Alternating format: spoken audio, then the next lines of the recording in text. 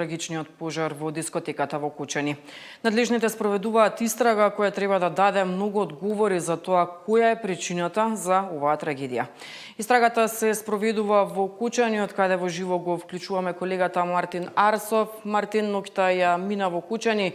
Како што известивме во претходните вести, мерката притвор е веќе прифатена за поранишниот министер за економија Крешник Бектеши и за поранишниот директор на пазарниот инспекторат. Како тече истрагата, дали има најави за нови распити во текот на денешниот ден? Така, Деспина, истрагата продолжува, се проверува обемна документација според информациите со кои што располагаме. Досега од надлежните институции нема најави дека други лица ќе бидат повикани на информативен разговор или пак на распит во текот на денешниот ден. Од она што го имаме како последна информација е дека судот го прифати предлогот на обвинителството и им одреди краткотраен притвор во време трајање од 48 часа на поранешниот министер за економија Крешник Бектеши, како и поранешниот директор на пазарниот инспекторат Горан Трајковски.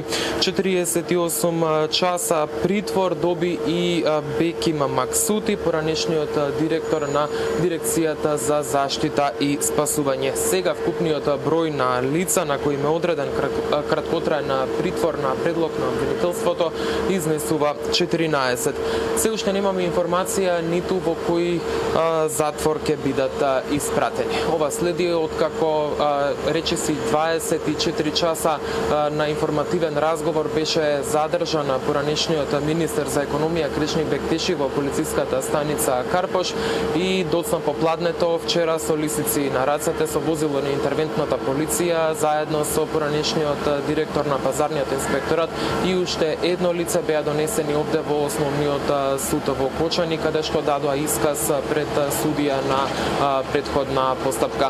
При спроведувањето го запрашав како поранешниот министер, така и поранешниот директор дали чувствуваат одговорност и како ќе се бранат, но не одговорија ништо. Еве како изгледаше тоа. Ништо, ќе го фатат и лете. Од тука ќе го носат, ние тука ќе го качат. Ајде. Иди го носат.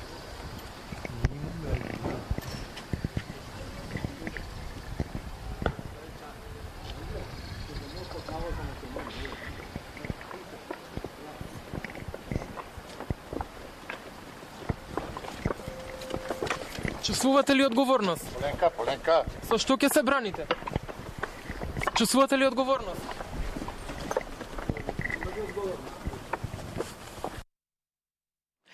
Мартин, во текот на претходната вечер на распит пред обвинителите беше повикан и градоначалникот на Кучани Љупчо Папазов. Имаме ли информации дали можеби и тој е еден од осомничените? Да, Деспина, како што кажа и ти, во текот на вчерашниот ден пред јавен обвинител беше сослушан и градоначалникот на Кочани Љупчо Папазов. Доцна синоќа од јавното обвинителство известија дека неговиот исказ се споредува со доказниот материјал и надлежностите на општината, пошто ќе биде донесена одлука за неговиот натамошен статус во постапката. Во меѓувреме, министерот за внатрешни работи Панчо Тошковски, кој синоќа беше гостин во тема на денот на Сител, рече дека осомничените и приведените извршиле најмалку 2 кривични дела и тоа предизвикување на општа опасност, како и тешки дела против општата сигурност. Казните за овие дела се од 3 до 20 години. Тошковски рече дека се работи со обемна документација и од него информацијата дека има над 20 осомничени лица. Еве дел од гостувањето. Ќе се згрози на македонската јавност кога овој предмет во детали ќе биде расветлен од аспект на сите оние действија кои што сме ги превзеле до сега. Ќе се згрози. Особено ќе се згрози кога ќе види дека повторно, по не знам кој пат,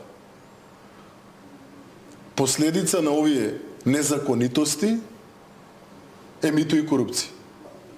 Овие лица кои што моментално ги имаме осомничено приведено се во притвор или против кои што постапуваме, се дел од лицата кои што превземале действија во изминатиот период.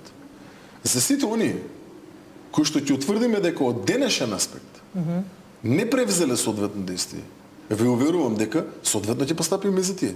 Но сега, постапувајќи по документацијата која што се разгледува, врз основа на која што били издавани сите дозволи, мислења и така натаму, постапуваме во насока на обезбедување, спроведување и целокупно финализирање со доказите во однос на оние лица кои што имаат, за кои што постојат основи за сомнение дека имаат вина. Секако во координација и насока од страна на јавниот обвинител. Да, тоа беше дел од гостувањето на министерот за внатрешни работи Панчо Тошковскиот, тема на денот на Сител, а државниот јавен обвинител Лјупчо Коцевски вети брза и ефикасна истрага, апелираше на смиреност, одговорност ке има, вети и премиерот Кристијан Мицкоски, еве ги нивните изјави. Еве им ветувам на граѓаните дека ќе биде истрагата брза, ќе биде истрагата ефикасна и сите кои сториле инкриминирани действија ќе одговараат, со тоа што можам да дадам уште еден апел.